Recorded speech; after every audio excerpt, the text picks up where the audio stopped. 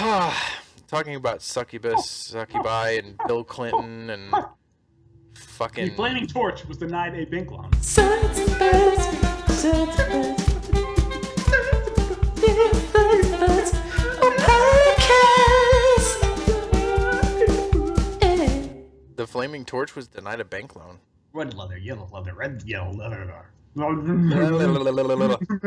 Toy boat. What the fuck? These are my vocal exercises. So we go from talking about fucking the Clintons to you making weird noises. I was just wondering what was going on. By the way, welcome back. I've been poisoned. Hold on. You've been oh no. What have you been poisoned with? I talked bad about the Clintons. Oh no, Suds. Oh no, Suds. By the way, welcome back to the Suds and Buds podcast. Howdy. Howdy.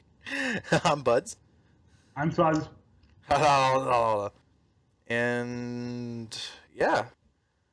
We had a very interesting conversation coming into this. Yeah. Talking about the oldest and youngest presidents. So I'm like, oh, I'm gonna run. It's true. I'm gonna run for president. Yeah. Yeah, you'll be 45 when you run. No, I want to be like 30. Like 35 is, I think, the youngest that you can run. That's correct. I think, yeah. So I want to run like when I'm 36 or something like that. Start kind of getting my, rousing up a little bit of some of the jimmies and stuff like that. I think you can't be president until you're 35. So I think you can run if you're younger. Oh, you can run for office. No, you had like a birthday, like right in there. Yeah, no, you can run for office, like governmental office, younger than 35. But president is 35. Right, but I think to be president, you just have to be 35. Yeah, 35 and born in the United States. That kind of thing. That's literally the only two stipulations. It's crazy. Yeah, that's really it. And it's bad. There should be like an IQ test in there. 35 is such a weird number too. Yeah. You're kind of right in the middle of I don't know what the fuck I'm doing with myself. Or you're right in the middle of your first career booming, It's true. And you're like, wow, everything is fucking awesome. Everything is going my way. Now I'm the president. Well, you're going to get a rude fucking awakening. True that. And I think sitting here at my age right now and seeing that, yeah. Hey, Suds, would you want to be my running mate? Or would you want to help me find a running mate? I'll be your stamper, your Doug Stamper. Okay. You watch House of Cards, right? No. Oh, come, what are you doing with your life, man? Writing music, listening to music. Doug Stamper is like Frank Underwood, the main character. Kevin Spacey.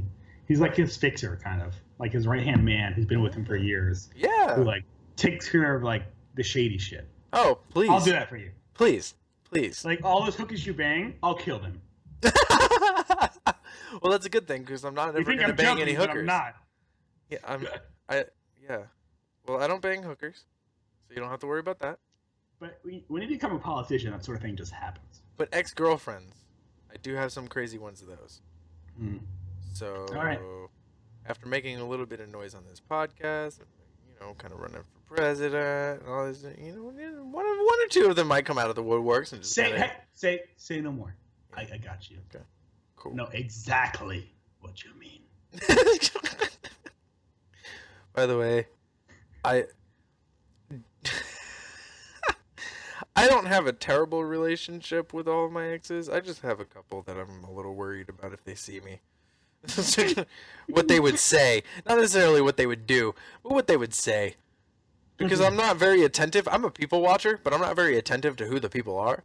So, like, I just watch for patterns and what people do.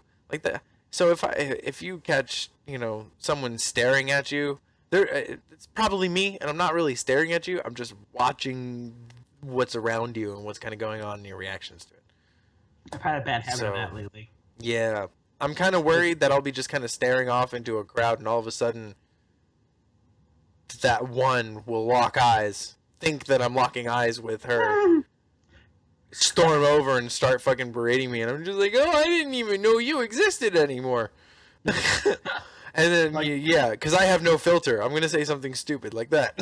Like that. They'd be like, what did you think I killed myself? And be like, shit, we're going down this path. I guess so. Well, yeah, sure. I treated you so badly. I'm going to say some stupid shit. Like, yeah, you did. I'm like, I know I lied to you on a daily basis. I'm sorry about that. Just, Yeah. yeah, and just sit down because, you know, I don't know. I'll probably just be too stoned to care. Yeah.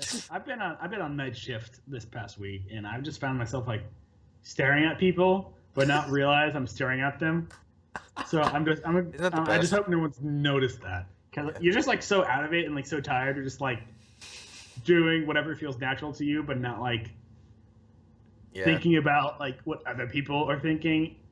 Yeah, yeah. Totally. You're just foreign to inside me. your own head, right? Yeah, totally Yeah. foreign to me because I am Really? so anxious when it comes to what other people think. But I'm just like living my life, and I'm like I'd go to work. Oh. I'd go to like Publix after work, so Mhm. like at 8 a.m. I'd be like making this like weird ass small talk with like the cashier. And, I'd be like walking into the parking lot. I'm like, wow, I'm really tired. I'm just doing stuff I would not normally do. Yeah, like just, conversation drains me. Just like driving, you're like you drive. Oh home. yeah. Oh, I God. made some bad calls driving home. Ooh. I made some. I was driving a little riskier than, my judgment's not at 100%. It's at like 75. Well, yeah, that makes sense. That makes absolute total sense. I feel the same way, because every once in a while I head into like a studio and I'm there like all night. Get home at like 6 o'clock in the morning. Yeah, no, it's not fun. It fries your brain. Yep. When your brain saw the sun up, then it saw the sun go down, and then it sees the sun up again, Yeah. it kind of goes into this weird thing of just kind of going, wait, we did this already. I've seen this cycle before. Yeah. None of it matters. There can only be one Highlander.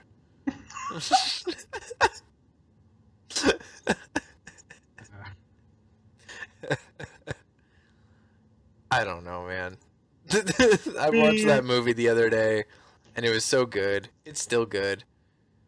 I mean, It's a good movie. don't get me wrong, it's super campy, but it holds up. I really enjoy it. I wish you didn't use the katana. That's my only gripe about the movie. Right? God damn it. But it was made in, Katana like, would have what, been so the useful. 90s? Yeah, 80s, 90s. 88. I want to say for the first one. On the cusp. Well, that's it. Yeah, it was like on that Highlander. That was like the cool movie. Highlander movie. Yeah, I just get Toyota Honda. Highlander movie, 1986. Oh, pretty close. Not bad. Yeah, it was Sean Connery as a He was, Spanish he was like dude. a bad guy. Yeah. Or No, not he bad. wasn't a bad guy. He was the Highlanders trainer or whatnot. The main dude's trainer. Yeah. Film. British American adventure action fantasy film. Wow. That is an intensely descriptive and oddly specific genre. British is. American adventure action fantasy.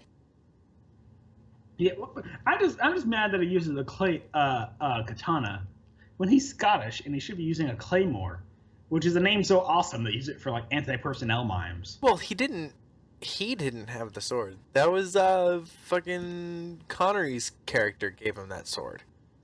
So, like said this is from the East or some shit. In a very long time. Yeah, I was riggedy wrecked.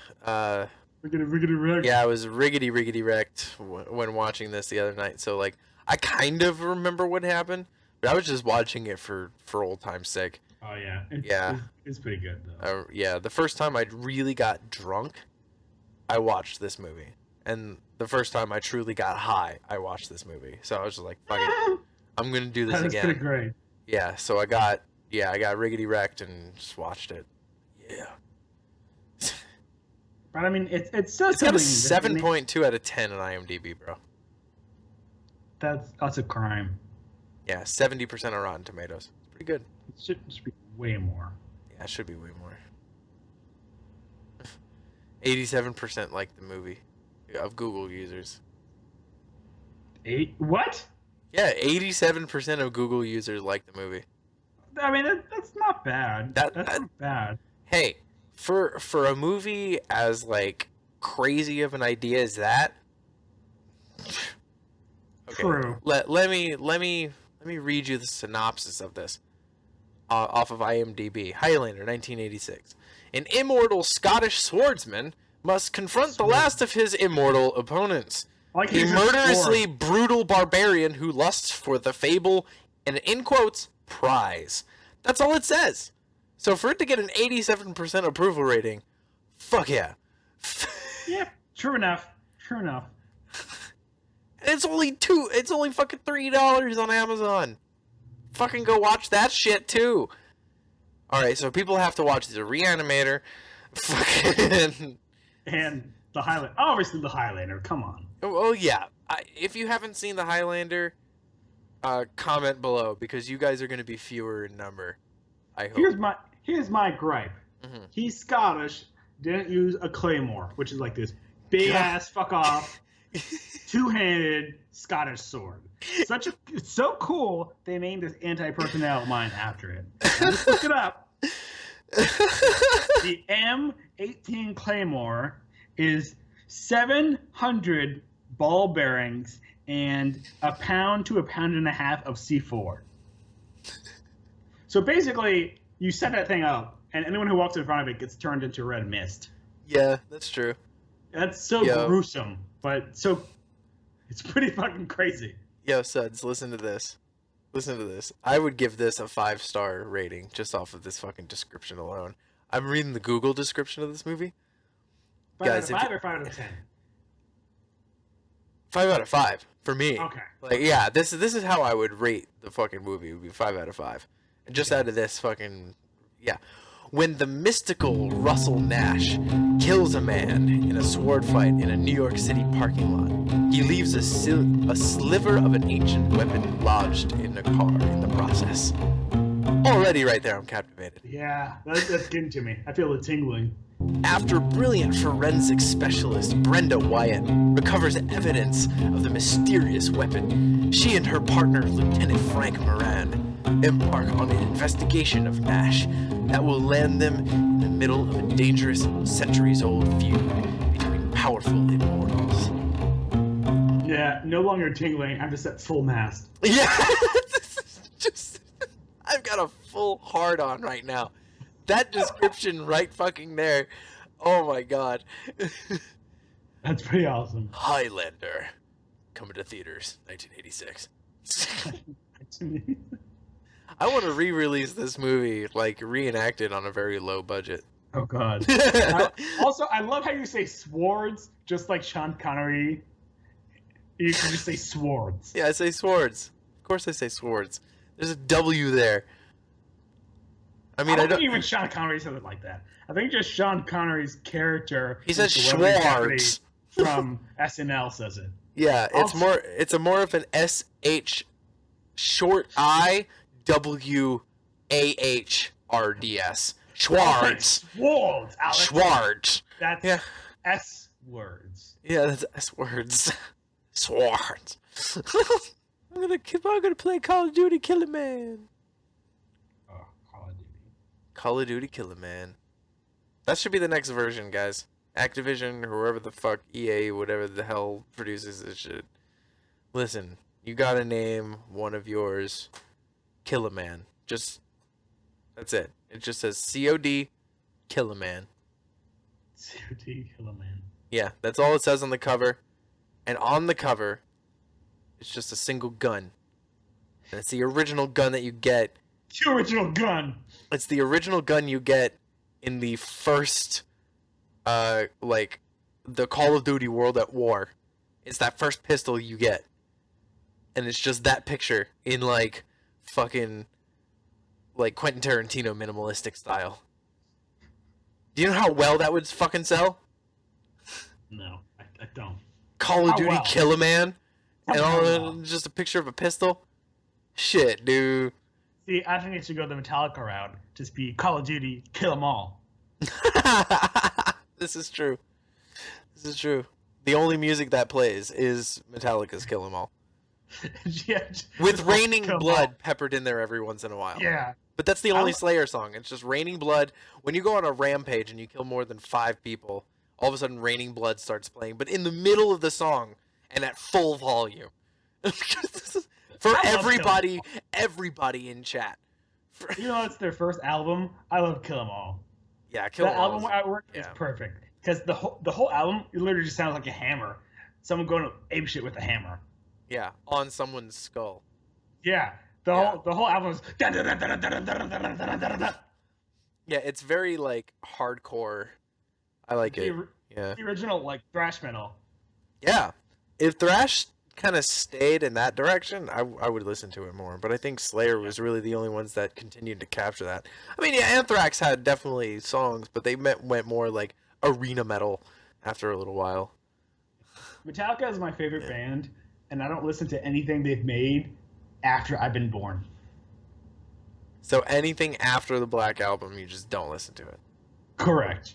So give me fool, give me fire, give me damage. Okay, that's the one exception. I kind of like that song. I was gonna It's say, like, Load and Reload, they had their songs. I like Fuel. That's Mhm. I think that's it from the more Yeah. recent stuff in the past 25 years. And I will admit, Saint Anger holds a little place in my heart because it was the first full album I learned on drums. Very nice. Yeah. Have So you- it does kind of hold. I was just like, oh, this is easy enough. I'm going to fucking jam. These guitars are rocking. Like, yeah, I like Metallica. And yeah, I learned the whole album in like a weekend. So I do enjoy that album. It holds a place in my heart. But everything else is just kind of garbo. Have you heard What Joe Rogan's podcast where he interviews James Hetfield? Yes, they talked about bee farming in Colorado. Yes! They talked about being, what is it, arborist? Is that the word for it? Yeah, it's like it's like arbalist. Or something. I think arborist is actually the very first handgun. But Yeah, I don't it's something similar. What? Atheist? I don't know. Atheist? No, I'm making up words. I'm sorry. Bee farmer. Give me the goods. What's the bee farm called? Come on, we're losing them. We're losing them. I don't know. It just goes to beekeeping. Beekeeper. But what the fuck is a fucking bee farmer? It's atheist. Beekeeping or apiculture. Apiculture? Yeah. Apiary? It's like Apiary. Yeah. You're correct. Apiarist. Yeah. Apiarist. Yeah. It's a weird ass. Yeah. You were really close. Yeah. Because apiary is the study of bees and that kind of stuff. But I love that interview with Hetfield because he's Yeah. like talking about like when they recorded like Kill 'Em All and they were like 17 and like living in this house and like partying, and now he's like he's like 55 and now he has like a family. He's like, I'm taking care of bees now. It's just so crazy. Yeah, Joe Rogan's reaction, it was exactly mine when I was watching that live. I laughed out of sheer like just happiness for the guy, but also just amazement of how simple his life has become.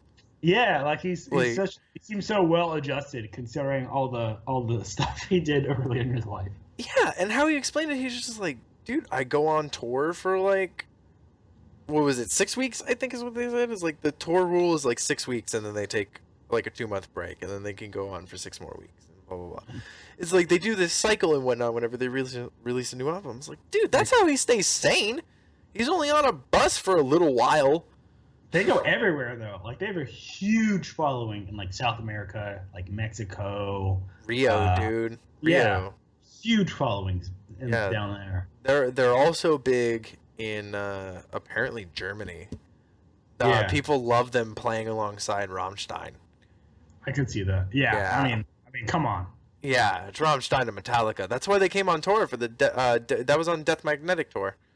It was Rammstein opened for them in their European dates, I think, something like that. That's pretty fucking sick. Right? I was so mad. What were you Metallica so was fucking going on mad about? tour, Yeah. and I can't say where they were, but I was moving away from that location like 2 weeks before they went on tour there.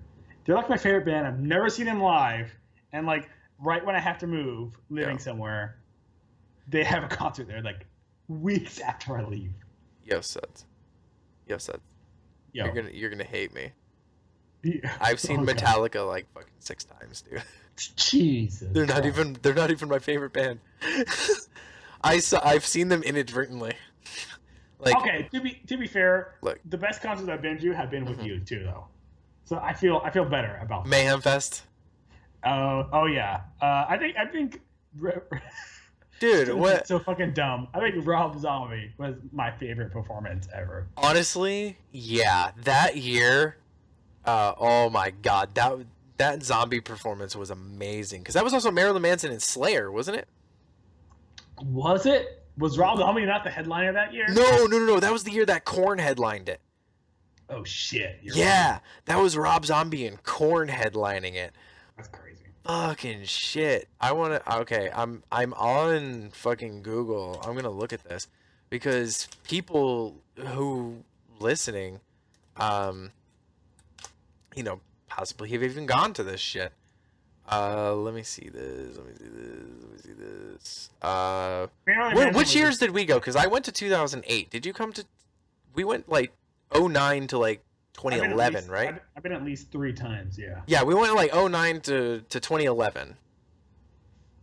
Marilyn Manson and Slayer was 1 year. Five Finger Death Punch was 1 year. Rob Zombie was 1 year. Okay, Bullet for My Valentine, Killswitch Engage, Slayer, Marilyn Manson. That was the one that we went to with James. Yeah.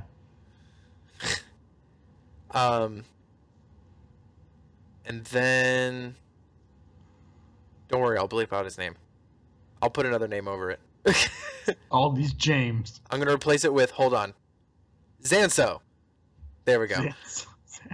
I'll just take that little bit and replace it. Yeah, because Zanso slaughtered that living creature from a vehicle with a sword. That was amazing. Yeah. That was crazy. Different person. Different James. Yeah. You're right. Yeah, no. You're thinking of Jason. James. Yeah, no. You're thinking of Jason. Yeah. Yeah. Yeah, you're thinking of Jason, old friend of ours. We don't see him anymore or anything like that. I haven't seen him in years. I don't think he would mind his name getting out there. But no, I'm talking about. I'm talking about. I know who you're talking about. Yeah. No, we went that year with him. Bullet for My Valentine, Killswitch, and Marilyn Manson. And the next year, I think we went. Yeah, this was the one that we went by ourselves. It was Five Finger Death Punch, Lamb of God, Rob Zombie, and Korn. Oh, that was Lamb of God and Five Finger Death Punch? Yeah. Yeah, Rob Zombie was definitely my favorite. Like that. So Five Finger Double Penetration. I mean, that's the only way. Yeah. And any other way. And I remember us standing at the Silver Star stage, and watching the abomination that was Atreyu, and why they have never played a main stage since then. I actually liked Atreyu. They were just terrible though. Yeah, they're terrible live. Like, I'll give it to them. Like, their records were pretty fucking good. Like, don't get me wrong. I'm gonna give credit where credit's due. They had really good engineers and writers, and well, they were all talented writers, but their playing is just they were ready to do some cover of "You Give Love a Bad Name" by Bon Jovi. Yeah, that was a good cover. I will admit that was a good cover. And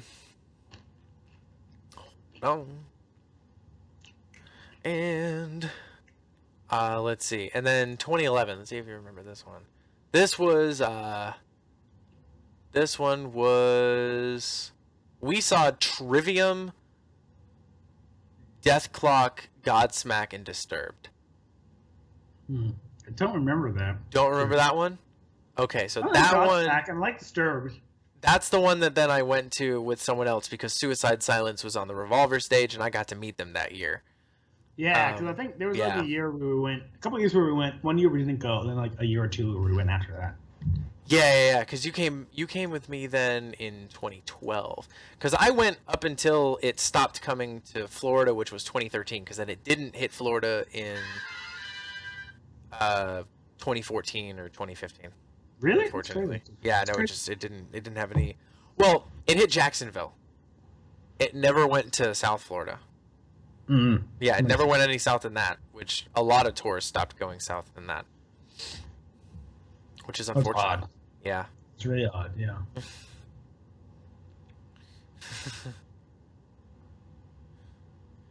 And let's see, what was the lineup for 2012? Just got it. Yeah. This was fucking As I Lay Dying, because we went in July, something like that. Yeah. It's always As like I Lay Dying. Yeah, As I Lay Dying, Motorhead, Slayer, and Slipknot.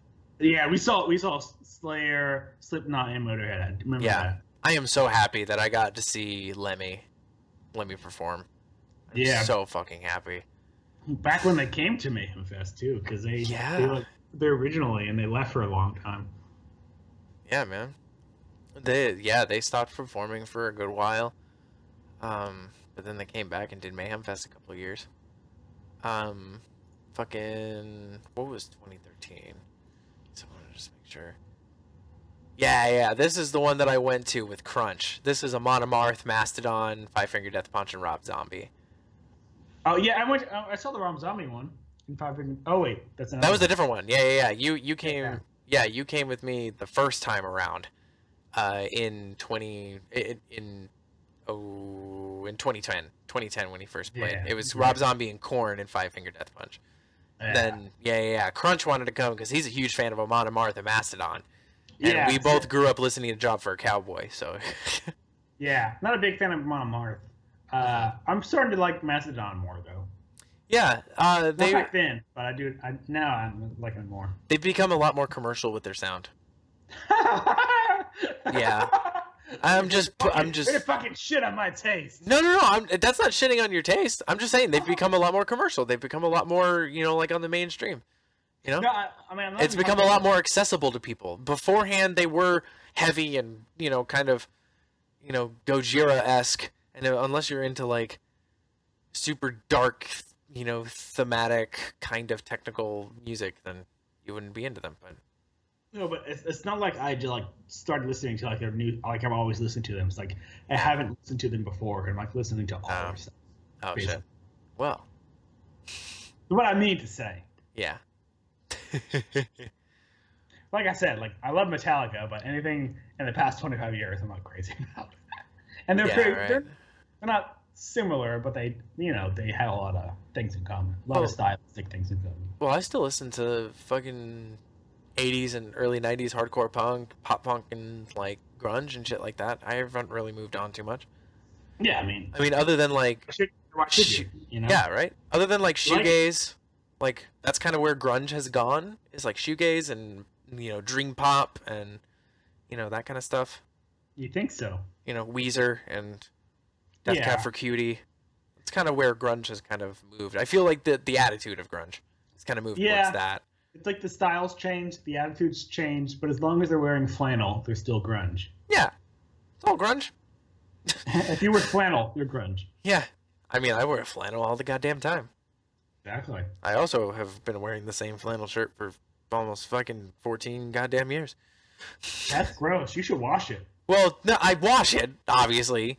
Fucking God. It's not what you said. It isn't what I said. Every day of your life, 14 years, and it's falling off you, and it stinks of rancid garbage. That's what you said. You kind of extrapolated a bit of that, but yeah, sure. That's what I heard. Yeah, no, I know. You hear what you want to hear. That's just your charm. Always right. Thank you. That's just your charm.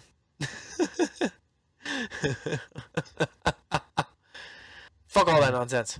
Besides Kesha, obviously. Yeah, besides Kesha. Kesha was a given. Besides the groundbreaking shit of our lifetime. The new goddess of pop rap, whatever, dance pop This rap. is our Woodstock. You realize? Yeah, when we're old, our grandkids will ask us, "Hey, where were you when Kesha came back?" Yeah, and we'll be saying we were recording the first few episodes of the Suds and Buds podcast. We were waving the flag. We were were pioneers of this enthusiasm. We were absolute pioneers of this enthusiasm. We were saying it before anybody knew we ever existed. So, we got this shit. We got this. We got this. We got this. We got this shit.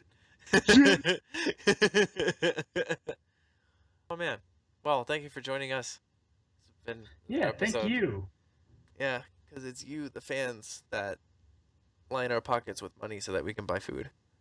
It's true. It's so true. That's literally. Whoa.